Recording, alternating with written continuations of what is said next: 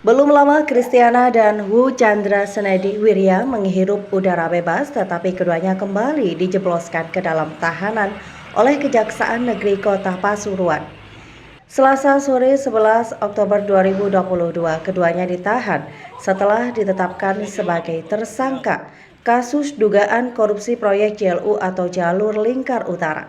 Berdasarkan informasi yang dihimpun Tada Today TV, Kristiana dan Chandra hari itu bersama tim penasehat hukumnya mendatangi kantor Kejari Kota Pasuruan sekitar pukul 11.30 waktu Indonesia Barat. Selanjutnya, keduanya ditetapkan sebagai tersangka setelah diperiksa selama 5 jam. Pukul 16.32 waktu Indonesia Barat, Chandra lebih dulu dimasukkan mobil tahanan, kemudian dibawa ke rutan kelas 2B Kota Pasuruan. Sedangkan Kristina menyusul dibawa ke rutan kelas 2B Bangil pada pukul 16.50 waktu Indonesia Barat. Kepala Kejari Kota Pasuruan Dr. Mariadi Idam Halid mengatakan, penyidikan terhadap Chandra dan Kristina didasarkan surat perintah penyidikan atau Sprinduk baru. Dalam Sprinduk baru itu, kata Idam, kedua tersangka disangkakan dalam kasus dugaan korupsi pengadaan lahan JLU.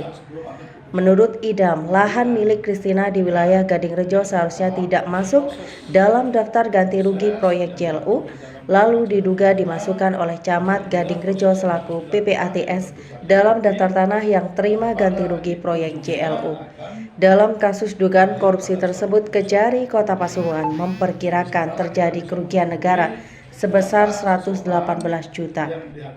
Sebenarnya kewenangan pra peradilan kalau kita mengacu kepada hukum acara pidana ya, itu pra peradilan hanya berwenang memeriksa ya tentang sah atau tidaknya setiap tindakan yang dilakukan oleh penyidik.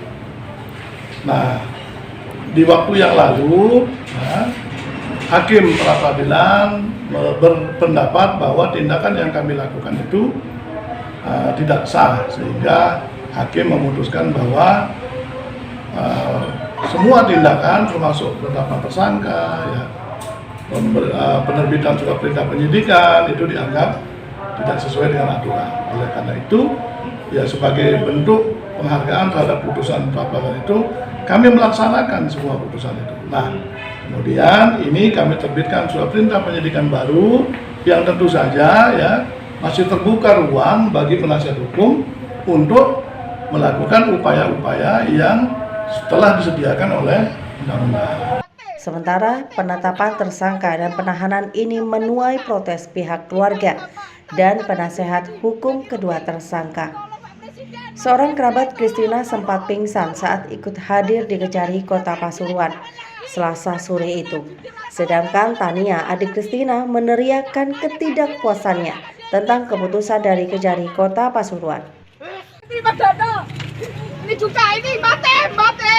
Kita nggak tahu ini dari BPN, dari P2T yang menyatakan Kristiana. Keadilan tidak ada. Ganti rugi Kristiana, kita nggak tahu apa-apa sebagai warga. Ini 2T, P2T panitia yang menentukan imbas dampak tanahnya di ini ganti rugi. Tolong Pak Presiden, Mahfud MD, tolong. Masa sudah menang di pra peradilan ditahan lagi? Di pra kita menang, di pra peradilan sudah menang ditahan lagi.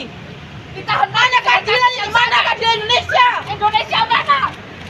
Sedangkan penasihat hukum Muhammad Rosuli mengaku masih melakukan pemeriksaan pendampingan kepada kliennya. Namun, Kasih Intel Kejari Kota Pasuruan sudah langsung menetapkan kedua klien Rosuli sebagai tersangka dan ditahan. Rosuli menyebut langkah Kejari ini sebagai bentuk arogansi penegak hukum. Selanjutnya, Rosuli menjelaskan pihaknya langsung mengajukan upaya penangguhan penahanan Kristina dan Chandra. Selain itu, PH juga segera mengajukan upaya pra peradilan ke Pengadilan Negeri Kota Pasuruan atas penetapan tersangka. Kejaksaan dalam hal ini tadi yang diwakili langsung oleh Kasih Intel yaitu Pak Wahyu menyampaikan bahwa dari awal pas pada saat ketika kami masih melakukan pendampingan, masih diperiksa, Pak Wahyu sudah langsung menyampaikan jadikan satu. Jadi kami diperiksa tadi itu di dua tempat yang berbeda antara klien satu yaitu Pak Chandra satunya dengan Bu Christine, sehingga kok tiba-tiba sedemikian rupa seakan-akan terburu-buru jadikan satu, perintah Pak Kajari jadikan satu. Yang awalnya ruangannya berbeda harus dijadikan satu di ruangan Pak Kasibitsus dalam hal ini. Kemudian selang tidak beberapa lama, padahal kami masih melakukan pemeriksaan pendampingan, selang tidak beberapa lama kemudian Pak Wahyu dalam hal ini menyampaikan kembali bahwa sudah, ini langsung kami tetapkan sebagai tersangka dan kami tahan hari ini, seperti itu. Loh, dasarnya apa, kami tanyakan, dasarnya apa, dua alat buktinya apa? Enggak, ini perintah daripada Pak Kajari, ini kewenangan daripada kami selaku institusi penegak hukum dan perintah daripada Pak Kajari. Artinya apa? Statement ini yang diberikan oleh Pak Kasih Intel adalah bahwa bentuk sebuah arogansi yang dilakukan oleh institusi penegak hukum dalam hal ini yaitu adalah Kejaksaan Kota Pasuruan. Kami dari tadi bertanya bahwa apa dua alat bukti yang baru yang kemudian bisa menjadikan klien kami menjadi tersangka, itu masih menimbulkan sebuah keraguan dan kemudian tidak dijawab dan diberikan pemahaman yang begitu detail terhadap kami selaku kuasa hukum. Artinya apa? Sampai kapan kemudian orang ditersangkakan,